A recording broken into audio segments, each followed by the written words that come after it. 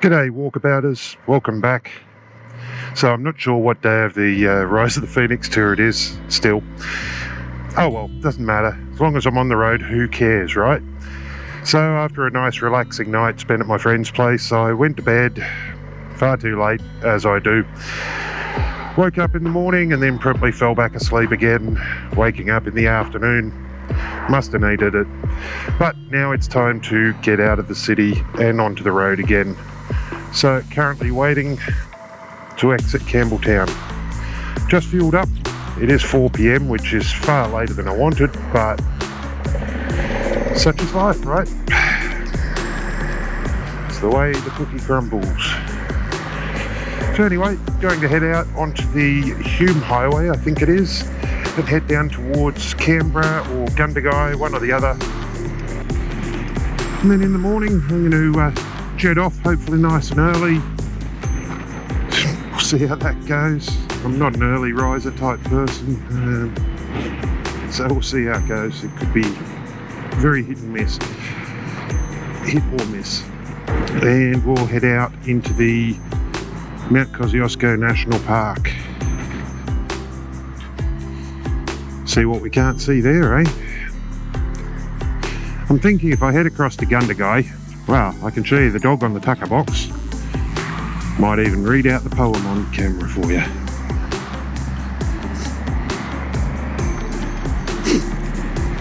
Yeah, so I figure if I head to Gundagai, I can stay overnight there, do the dog on the tucker box thing first thing in the morning, and then I can take back roads across to the National Park,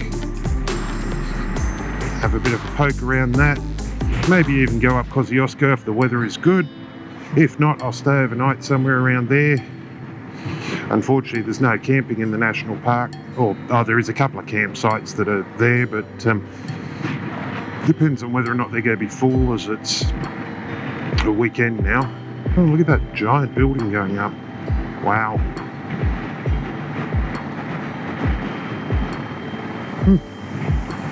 They just keep building these areas here up and up and up, don't they?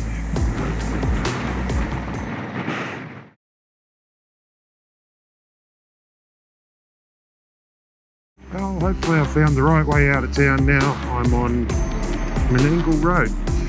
I did just see a sign though saying that the Nepean River was flooded and Detour via the Hume Highway, which is what I was on a few minutes ago. However, TomTom on this phone here is getting live traffic updates.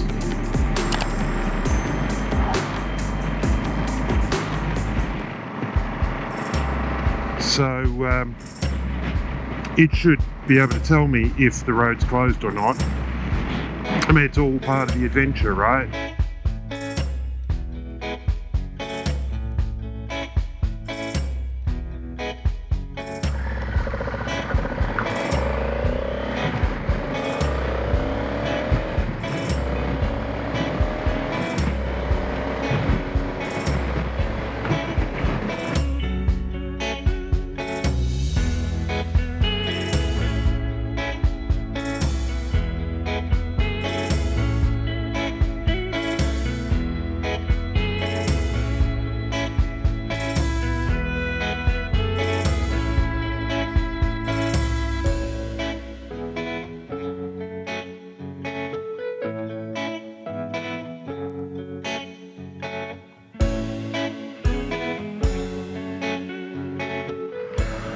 I do like the old clock tower here. I'm kind of ignoring what SatNav's telling me to do and just poking my way around having a look. As I say, I'm not really that bothered about where I end up tonight. Anywhere will do. Sandbags on the street, because they're worried about the flooding.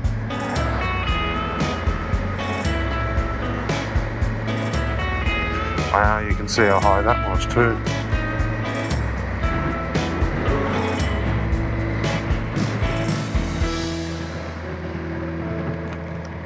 Ah, the old railway bridge up there.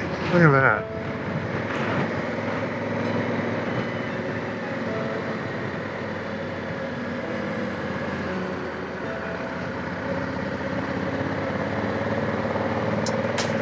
sorely tempted to blip the throttle through there, but yeah. What a beautiful old house. Lovely. Ooh, the Rail Museum. Let's take a quick spin up there and see if there's anything we can see.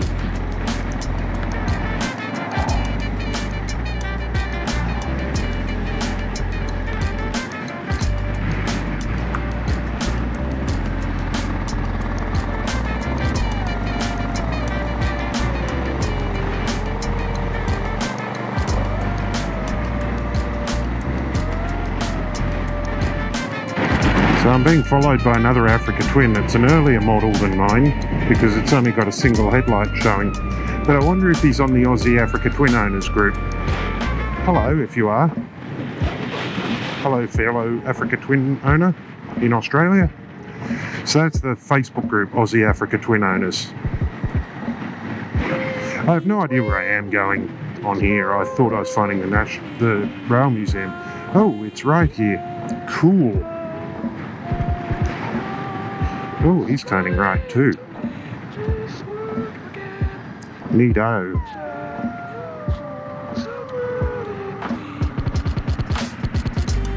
Oh, little railway station.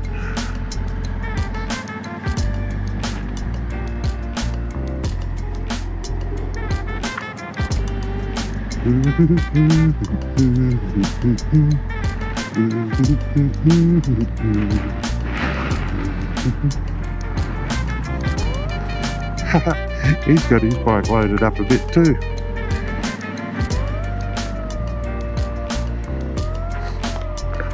Makes me wonder where he's off to.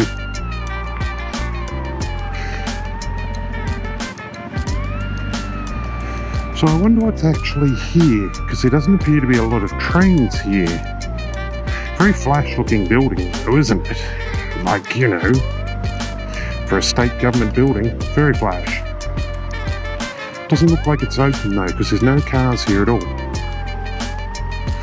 Oh well. Maybe another day I'll get to see it. But I reckon there's steam engines here.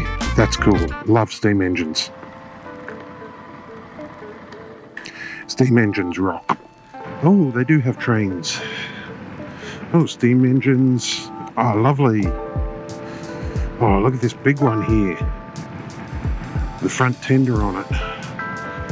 6040. Wow. It's an impressive looking engine. Huh. Nice. I suppose I better go. The car behind me might get pissed. They got a lot more steam engines.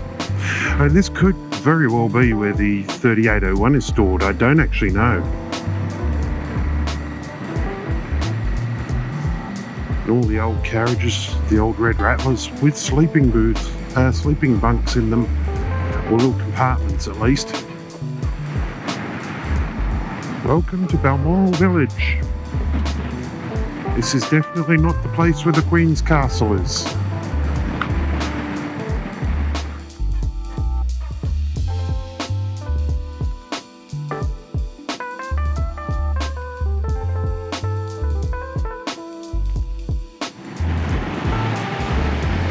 So I decided to jump on the motorway for a few minutes, rattle off a few kilometres really quickly, because this is still quite beautiful actually running through here.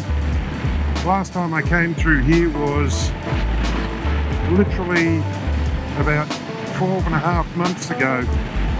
I drove all the way down to Canberra to meet with politicians to find out why the federal government of this nation had done absolutely nothing to help people like me who lost everything they owned in the bushfires.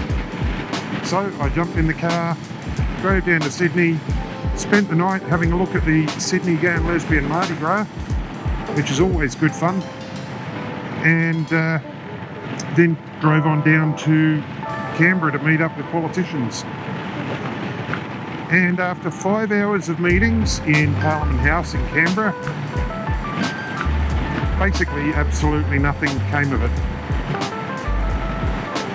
Which leaves me rather jaded with my opinion of politicians, to be honest.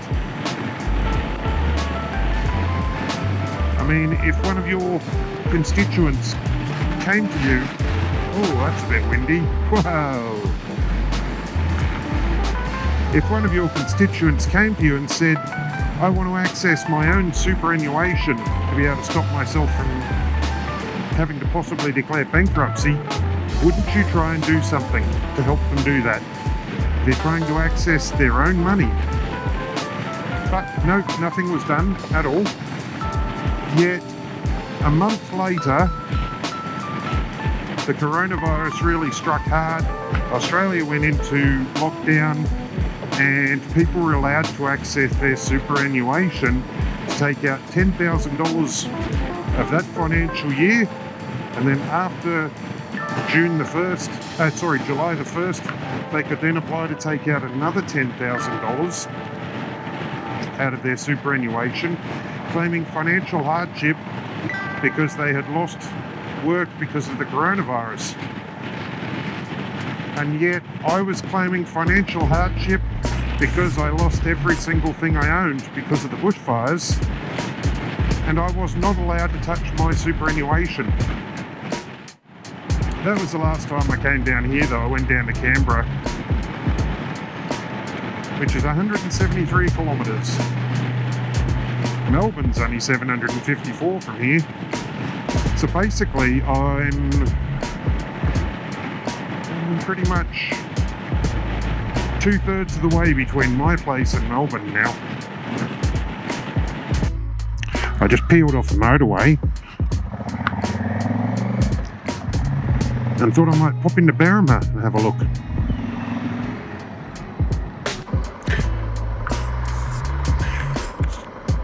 So Berrimah is a historic village in the Southern Highlands of New South Wales in the Wingecarribee Shire, and it was once a major town located on the old Hume Highway. So the whole area of the Berrimah location was once occupied by Darawal tribes of the indigenous populations there, but they'd been driven off or killed by the 1870s, which is really tragic, and that's unfortunately much of Australia's history on the east coast.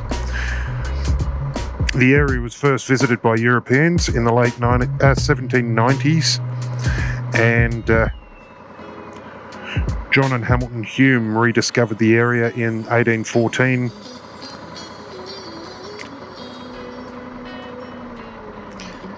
And the New South Wales Surveyor General of the time, Thomas Mitchell, chose Berrimah town site on the road running south from Sydney to Goulburn, with the intention that the town be the chief centre for southern New South Wales. The survey was conducted in 1830. It's quite an old place then, and the town plan was approved in 1831. And there's many historic buildings in the town and village as a whole listed on the register of the National Estate.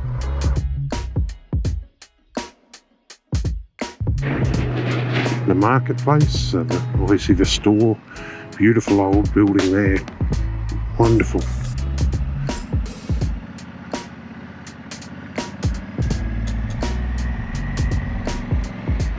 Oh, look at the old car, or old truck, wow. Outside of the Peppergreen Estate, Southern Highlands cellar room. That's gorgeous, an old Chevy 1100. I do like the old truck.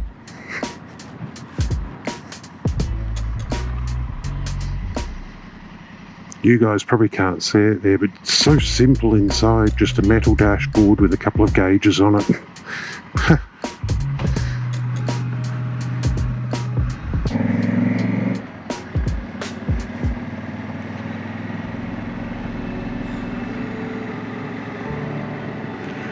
Oh wow, lovely old buildings.